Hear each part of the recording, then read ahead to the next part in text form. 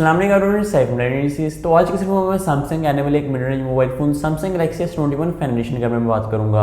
अब हमारे पास हमें काफ़ी अर्से से सुनने को मिल रहा है कि सैमसंग इस मोबाइल फ़ोन को रिलीज़ करेगा। पहले सैमसंग का प्लान था कि वो इस मोबाइल फ़ोन को अक्टूबर के महीने में रिलीज़ करेगा, लेकिन फिर कुछ रीजंस की वजह से इसको डिले कर दिया गया। और अब हमारे पास हमें जो लेटेस्ट न्यूज़ देखने को मिल रही हैं उसके अकॉर्डिंग इसकी जो रिलीज़ डेट हमें देखने को मिलेगी वो हमें अगले साल जनवरी के महीने में देखने को मिलेगी। तो आपको जनवरी के फर्स्ट वीक या सेकंड वीक में आपको इसकी रिलीज डेट के साथ साथ डिलीवरी डेट भी आपको देखने को मिल जाएगी। अब ये S21 फैन एडिशन हमें सैमसंग की तरफ से एक ऐसा मिड रेंज मोबाइल फ़ोन देखने को मिलता है जिसमें हमें जो इसमें स्पेसिफिकेशंस देखने को मिलती हैं वो हमें तकरीबन सैमसंग की full top and mobile phone की देखने को मिलती हैं। जैसा कि हमें लास्ट ईयर सैमसंग का S20 फैन एडिशन देखने को मिला था, जिसमें हमें उसमें जो स्पेसिफिकेशन उसकी देखने को मिली थी वो हमें सैमसंग की S20 सीरीज़ जो सैमसंग की फ्लैगशिप मोबाइल फ़ोन है हमें उसकी देखने को मिली थी। सेम ऐसे ही हमें जो सैमसंग का S21 फैन एडिशन होगा इस बार देखने को मिलेगा।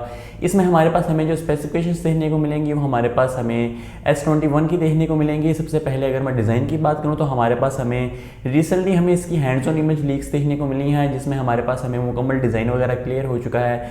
सबसे पहले हम अगर मैं इसके बैक की बात करूँ तो हमारे पास हमें इसकी जो बैक देखने को मिलेगी वो प्लास्टिक की देखने को मिलेगी, जैसे कि हमें सैमसंग के थोड़े से यानी कि लो बजट मोबाइल फोन्स में देखने को मिलती है। तो आपको बैक प्लास्टिक की देखने को मिलेगी, पर बैक से जो डिज़ाइन है वो बिल्कुल सैमसंग S21 जैसा है। साइड्स पे आपको जो बॉर्डर फ्रेम्स का देखने को मिलेगा वो भी आपको प्लास्टिक का देखने को मिलेगा।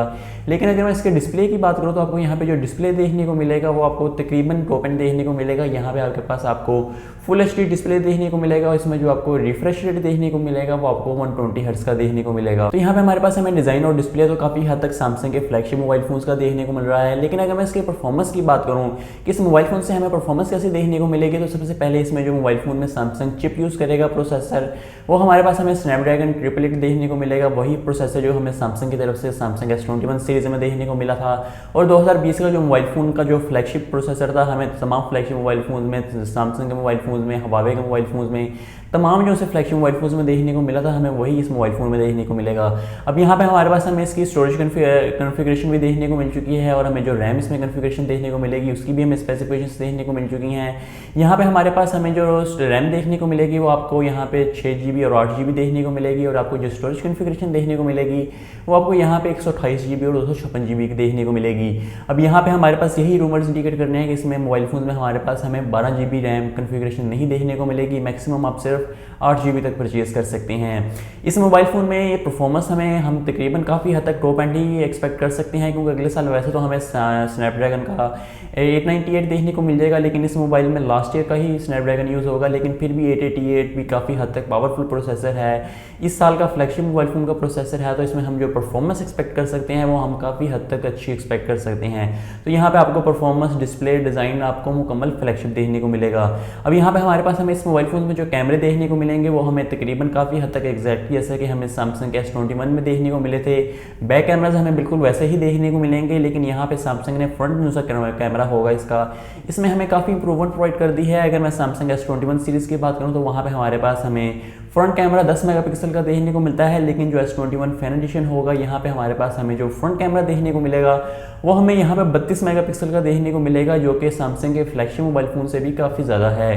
तो यहाँ पे आप जो एक्सपेक्ट करेंगे स्पेसिफिकेशन वो काफ़ी अच्छी एक्सपेक्ट करेंगे। अब यहाँ पे अगर मैं इसकी प्राइस की बात करूँ तो यहाँ पे अकॉर्डिंग टू लेटेस्ट लीक्स हमें जो इसकी प्राइस देखने को मिलेगी वो हमें बेस मॉडल की तकरीबन $600 देखने को मिलेगी, जो कि $100 कम है। अगर हम इस कंपेयर करूँ जो हमें last year Samsung S20 fan addition देखने को मिला था उसकी प्राइस हमें $700 देखने को मिली थी।